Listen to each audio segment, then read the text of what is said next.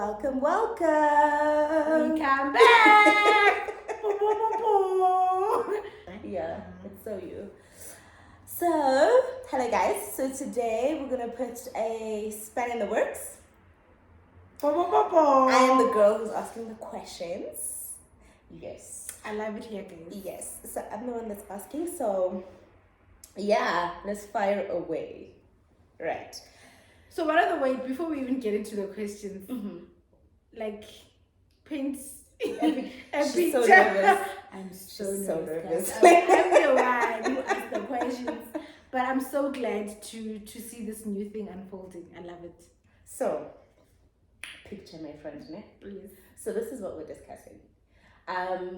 We know that life with Christ is not always easy. We know it's not what the world shows, right? We know that there's bumps in the road. We know that there's pain, there's grief, there's loss. And so, with that said, please take me through some of the most painful and baffling seasons in your walk with Christ. Yeah. It's the mouth for me. But I think it's important, guys, even after you receive salvation, kupali healing. Yes. Once again, Yes. heal, child of God. Yeah. Heal. It's a real flex. That's the real flex. Yeah. And I think that's the whole point of salvation. To start the healing journey.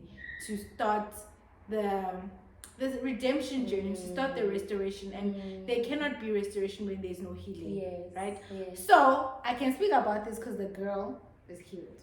Right? Sure, there's been so many. But the biggest one for me, guys, honestly speaking, is having failed matric. That was a low blow. That was a was a one year. Because let me paint the story, right? Majority of my life, I'm a smart kid. She was deputy head girl. Yeah, like guys, God has graced me with brains and the ability to apply my mind and wisdom, you know. And even in my family, when school, they never worried about me to say this one we can get extra support on, don't, because they knew like the girl got it, right? So I was in the top 10 for most of my high school career. So I was She was an A student. yeah, I was doing good. I was doing good. She's trying to be modest. I was now. really doing good, but I was very arrogant. I was very, very arrogant. Like, you wouldn't like me. I liked you. I know, friend, but because that's a story for another day. It's another story altogether. Altogether. But I was very arrogant, and I think the one thing that God reminded when He put me through that lesson was when I once uttered, and I wasn't a nice person. Like, I just want to say I was a deputy head girl, but I wasn't, even in me enforcing the rules and whatever, which was I believe I was a good like manager of the work, but I wasn't good in managing people. Type of situation. So I was good in making sure that we adhere to the rules, but my how was messed up. I wasn't nice to people. I wasn't kind to people. I wasn't gracious to people in excuse me, when I was enforcing the discipline, right? And that was a problem even then, right? That God has made me aware of. And like I said, there was this, I once said, we're sitting with, like, because I sat with the smart girls, I sat with the cool girls. I was an all-rounder. She was cute, so like I was with the pretty girls, I was with the smart girls, I was with the cool girls, like, so I remember this one time I was sitting with the cool girls, right? The smart girls. And most of us were custodians or prefects, right? And we're sitting there and we're speaking, and I think it was after our prelims, and I had done pretty well, and people are nervous about the finals, and I'm just like, but guys, we've been going to school for 12 years. I mean, if you fail matric, what have you been doing for 12 years? Ask me to do what I've been doing for 12 years. I'm not laughing. It's the how she says it. Ask me. I don't know even me.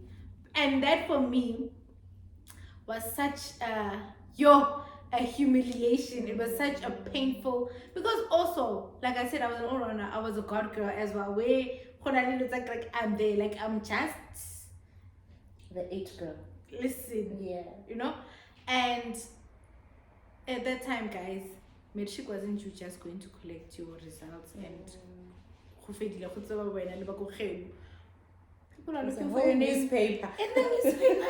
It was a whole newspaper. The People bought the newspaper and they would look for you. Your name's not there. Everybody's like, no, there must be a printing issue. This cannot be. And I remember the night before the results, because I was at my cousin's house, because we're both in matric, we're going to do it together and whatever. And I remember waking her in the middle of the night. I said, I dreamt we had failed matric. And she said to me, maybe me, but not you. And I was like, no, we had both failed matric. And indeed, the next morning, lo and behold, named the poor guy, Tololoto. So I went to school because naturally my parents didn't understand. This is a smart girl. What do you mean? How? What? Like, right? So I went to school, and when I got to school, everybody was like waiting for me. And I was like, I'm not getting out of this car. I'm not doing this. And I was crying my eyes out. Like, I was crying because, number one, this meant a delay in the dreams I had. Guys, I wanted to be a CA. Like, so how is this going to work, Lord? Me being a CA in January because, what do you mean, you know? And my mom was like, okay, fine. My mom is a teacher, so understanding the pain and whatever that I was in, she's like, fine, I'll go and get your results for you. And I also want to give a shout out to Samu. Like, that girl, wow, like she like people were just, you know, like water cooler conversations or whatever. And she came to the car and she said, friend, are you okay? I know this must be hard for you. You know, and till this day, I will never forget Samu because she was so kind when I didn't deserve kindness. Like, but when you needed it most. Yes, I was a bee. Yeah. Like, I was so mean. Too much, and that's what people were saying. But she came and said, friend, are you okay? Because I understand what this means to you. I understand, like, are you okay? And it's fine, it's not the end of the world. It doesn't dictate, you know, you're smart. Like, she was so encouraging, and till this day I will always remember that conversation I had with her. But long story short, and my mom went in, and I remember the principal at the time, and one of the teachers that I was really close with was like, there's absolutely no way this child's got a distinction in English. Like, these results make absolutely no sense. There must be a way. We're gonna apply for a remark for her. We're gonna, you know, please bring her in because, like, no, we need to see her. We need to, like, no, not to woman. Like, no, like, even the teachers were in denial, guys. And God was like, listen, I will do what I want to do, how I want to do it, when I want to do it, on period, and I won't consult with anybody. So that for me was so painful. That was one of the many pains that, yeah, I think, but it was a defining pain. And also, like, if you could give our viewers context in that you have always been in the faith. So even at that age, you were very much walking with Christ. You were... I was trusting God. Like, you know, I remember every time, because to take the taxi or to go to school, I would walk from my house to Satlabute to catch the taxi in Balfour. And every day on that road, I would commune with God and would communicate and would pray. And I just couldn't understand. And I remember this one time when I was walking, it was in the Rongaladi final, and I was like, God, thank you for the wisdom. Show me how I can apply. Please give me the spirit of remembrance. I remember that prayer so well. I remember even that walk in my cute blue blazer and don't. But I remember it so well. And I remember surrendering my academics to him. And now I can look back and say, I know why he needed that to happen. Because number one, y'all, if I was a C, I wouldn't have met my husband. So... yeah, that's just one of them. I feel like you actually answered all of these. Did I? Yeah, because the next one would have been, how did these moments affect you? No, I haven't. Okay. I kind of have, but okay. So the Pairs guy into it, parity inside. Guys, I also need to stop being this cloud. Like, no, like, what is this? And I can also and then, like, you Ramapagela. Anyhow. So how this affected me, I suffered from depression, and a lot of people don't know this because also I'm the girl. I was the girl. No, I'm not that girl. Now I cry, I listen. I don't care if you think I'm weak, but I was that girl who was good at pretending. I was really good at not really letting people know exactly what is happening. And not just that. I'm sorry, I'm interjecting. It's also, and I know we've discussed this before, it's also that thing of, I don't want to make it look like God failed because I have this pressure to like make God look good. Right? So I can't be falling apart when I serve a good and living God who will restore. What a heavy cross to carry. Babes! Like he asked me. He didn't. No boo. So I suffered depression, and I got into a state of confusion. I got into a state of, because guys, let me also paint the picture. Being a CA was my biggest dream. Hey, won't he do it? I'm not a CA, but won't he do it? Won't he show you what? Because also for me, academics was the one way I could make my parents proud. It was the one way I could get their attention and like sort of like ease the burden, because they didn't have to worry about me academically. It was like catch me in the spirit type of vibes. So I suffered with depression. I started acting out. I started wilding out. I started just drinking a lot. And I wasn't drinking because it was fun and it was nice to drink. I was drinking because I didn't want to face whatever this was. I didn't. Yeah, like, and I tell you guys, I used to go, like, to Star School. I went to Vid Star School, and I'd give people the impression that I met Vids, and like it was it was a lie. It was a lie. That time of my life was a lie. Is all I can say. It was a lie. It's her making it funny. Yeah, as I was about to yeah, I'm just like, no, babe, my mascara ain't doing that. You know, it was a lie that time of my life. But yeah, I looking back now, my life, it took a turn for the worst, but at the time I didn't make it seem like the worst. I made it look cool, because also I've got that thing to make things cool when they're really not. You know, I made it look cool. But yeah, I started drinking a lot, guys. Like, I would drink, I think I was drinking every day. I really think I was drinking every day. And I was really depressed, and I was sad, and I thought I was stupid. And I thought, wow, like, I must be dumb, because what have I been doing for 12 years? Because that's also what I thought, that people who fail are stupid. So also God needed to correct my thinking that, no, babes, just because you've been graced with wisdom, just because you've been graced to be academically strong, doesn't mean someone who I haven't graced is stupid. I just haven't graced them with that way, right? So, I remember the hot moment. I don't think even anybody knows this. There was a time where, and when I say, and before I even get to the hot moment, when I say, guys, Christ is the only person who can release the spirit of depression over us. I'm not saying it because like I want to downplay mental health or whatever. It's because I've seen him do it in me, because I've tried to commit suicide.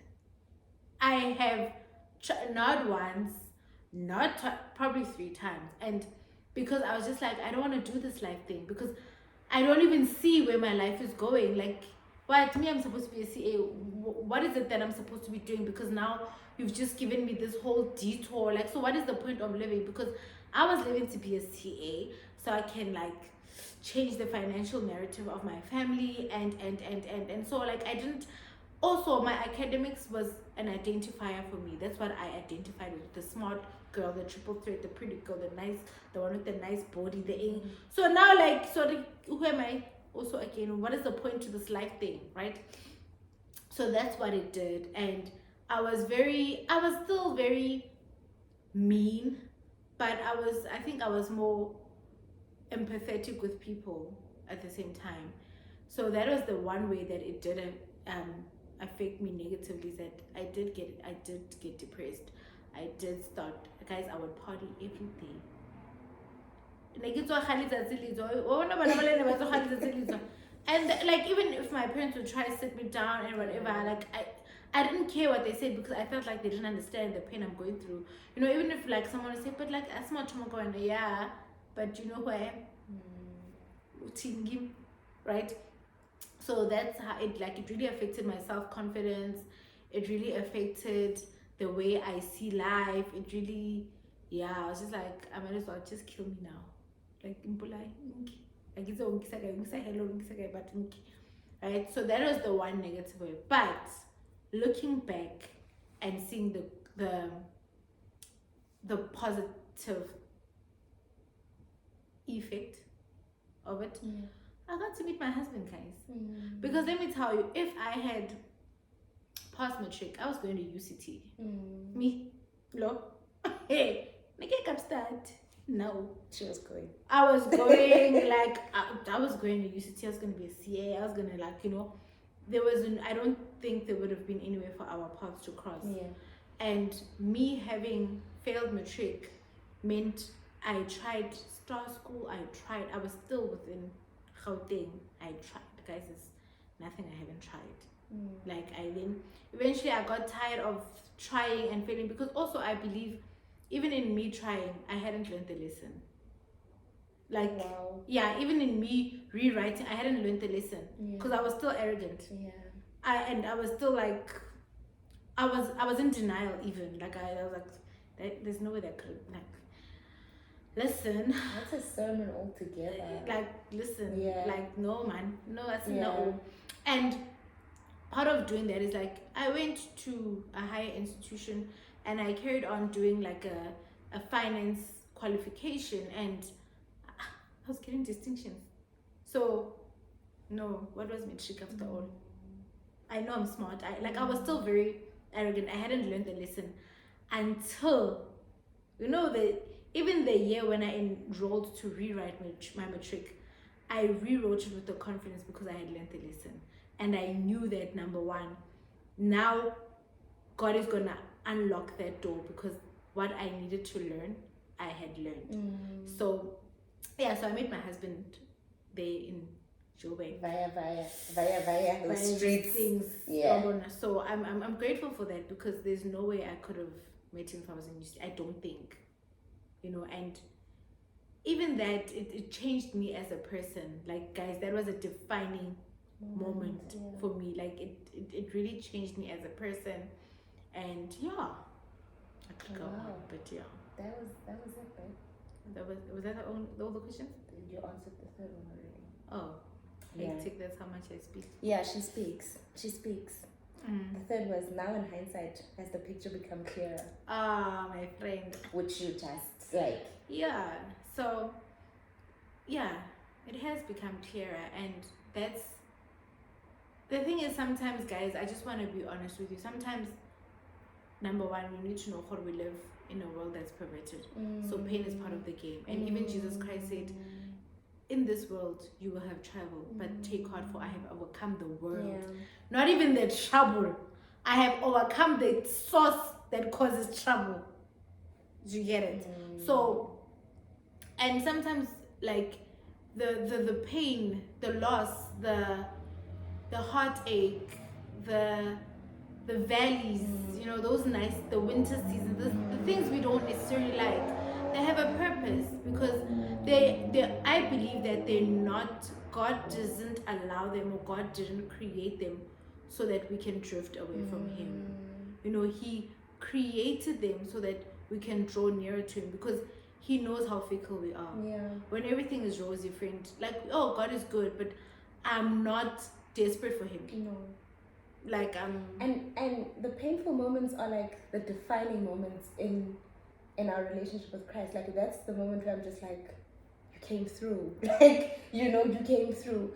And I was watching something on Better Together, and they spoke about how God can see that what we consider bad could actually be good, right? That powerful moment that you considered bad was actually good, because now you look back and you're just like, I can see why it had to happen the way that it happened.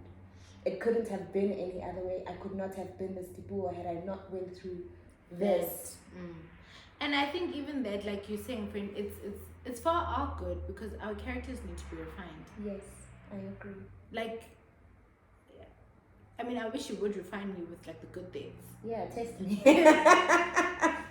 You know? Yeah. But the honest truth is that God is depositing something within our characters and He's building something within our characters. And sometimes it takes the valleys to develop that character. Sometimes it takes the fire to create what people will now see as, is it a diamond that goes through the fire? Yeah. Yes. You know, sometimes it takes the Sandisa's analogy, I love it. Shout out to Sandisa. It takes the oil in a pot for the corn kernel that creates popcorn to create the popcorn. For popcorn to happen, the popcorn seed needs to go in an environment that's hot, that's heated, you know, for you to enjoy now this popcorn that we love. No one wants to eat those things. Yeah. I mean, I don't. No. You know, so yeah, I think they're very important, but they're not easy. They're really not easy. They are painful, and I think that's why they need to be painful. That's how it's intended to be. They're not easy, they're painful, and they do sometimes make you question God, make you doubt God, make you hate God, make you resent God, make you angry at God. But in all of that, I've learned that He's big enough to take it. He is. He's big enough to take my pain. He's big enough to take my anger, my veins. He's big enough to take it. And one thing I do thank God though is that even when I was like punching him and whatever, He never let me go. No. It's like, you know, when I'm punch, I'm just like, yeah, like, I'm just, and he's just like, let go of me. It's like, no, I know what's good for you, you know. And yeah, so I'm just so grateful that even though I got into those dark places, He never left me. And I think to some extent, like, I was angry. I knew I was angry with Him, but I knew I didn't want to do life without Him at the same time. You know, because it's very easy to get into that moment and flee from God and never find Him again. Yes. So also you need to be very careful when you're in those seasons, because it's very easy to turn from God and because the voices in your head are loud, and His whisper is just like, every time He says you're smart, you're like, no. Wait. Well, geez, you're telling me this. What about the 90,000 people who don't think I am? I don't need to, like, please go tell those people. Because also, most of the time, it's about how people perceive us more than how God perceives us. Yeah. Well, guys, so that's today's session. We're actually going to have a part 2. And I'll be asking the questions. Yes. So we're going to have a part 2, but any last words?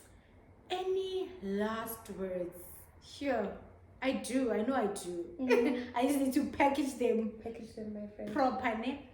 I think the last words for me is that embrace the hard seasons.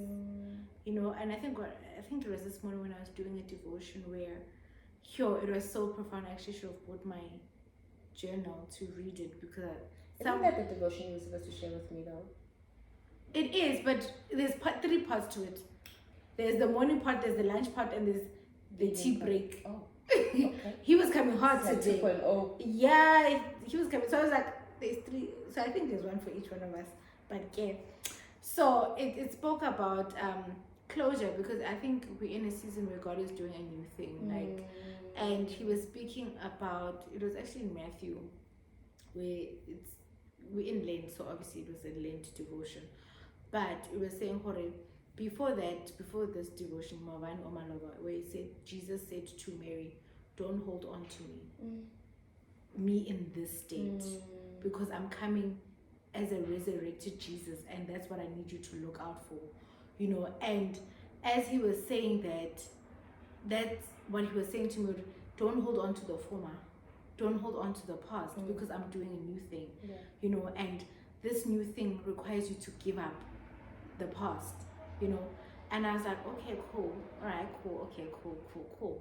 And what got me today was when Mary and them were sitting at the tomb of Jesus, and Jesus told them, "Don't hold on to me," but they were sitting there holding on to him, like holding on to him, like, we know what you said, but we're gonna sit here and we're gonna wait for you and whatever. And the angel of the Lord came to them and said, "The man you're looking for is not here.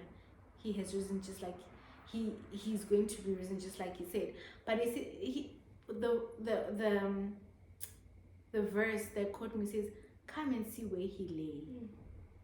And that, for me, in that moment, God was saying, I'm allowing you to come to the tomb where your past has been buried so that you can get closure, right? I'm allowing you to come to this tomb to see that your past is dead and buried and can never be resurrected in that form. Right? But after he said that, after he comes to where he saw and said, "You see, he's not here like he said he would. Now quickly go." And he gave them the instructions to do. And that's what I think God has been saying. It's time for you to let go of the past. I'm gonna allow you to come to the tomb, but I'm allowing you so that you can get closure. But I can't, like, you can't stay here for long, because you're used to staying by the cemetery. You're used to staying by dead things. You're used to holding on to dead things. But this time, I'm going to show you where that dead thing was, which also means that God has taken that dead thing. So I can no longer take it, right? I'm showing it to you so that you can see that it was here and it's no longer. So that you can now get that closure, so that now you can see where it lay. You see it, you get closure, and I need you to move, and I need you to do so quickly. Wow. So yeah, that for me was, how did I get here? Your final last word. Yeah, my final Closing remarks. Closing remarks was that don't hold on to the former things. Even in Isaiah it says, and I think it's the word from April, April, where he says, forget the former, don't hold on to the former. See, I'm doing a new thing. Do you not perceive it? You know, and even in your season of loss, know that this also is going to be counted as a former thing. You know, there's still so much more that God is going to do, and I truly and honestly believe that God is a God of restoration. Guys, also maybe like final remarks there. I wanted to be a CA for all the wrong reasons. God knows, right? I'm not going to divulge into those things. But like when I say God restores, I know I wanted to. Part of the reason I wanted to be a CA is because I wanted to work at the company that I'm working in now. Right? Which is a company that has been passed from generation to generation in my family. And when I had gone there in grade 10, when they had that whole Celsi take a girl child to whatever, I went to my dad's job, and he took me to the finance department, met this girl, and she was a CA, and like, hey, Miss Carla. And I'm like, no, Peps. Even me, you know. So that was a desire, but I want to show that was a desire God put in my heart. And I thought the process to how that would unfold would be through that route, but it was in another route. You know. So at the end of the day, God does have something better, and he does restore, and he does revive. Just like, please be angry at him, be upset with him, be mad, but just don't let go of him. Just don't leave his presence. That's it. Thank you, my love. Thank you, my sweet pea. With that said, guys, that was so hard. I'm just like, it's not me here. Thank you, my love. But it was special. I enjoyed that. Thank you. Thank you. Thank you, guys. Please join us again soon. I always said when, but soon shall do. God willingly. The next session. Yes. And don't forget to follow Christ, man. Yes, and don't forget to like, share, and subscribe. Yeah, and don't forget also, God loves you, man. Like, he really adores you. Please believe it. Anyway.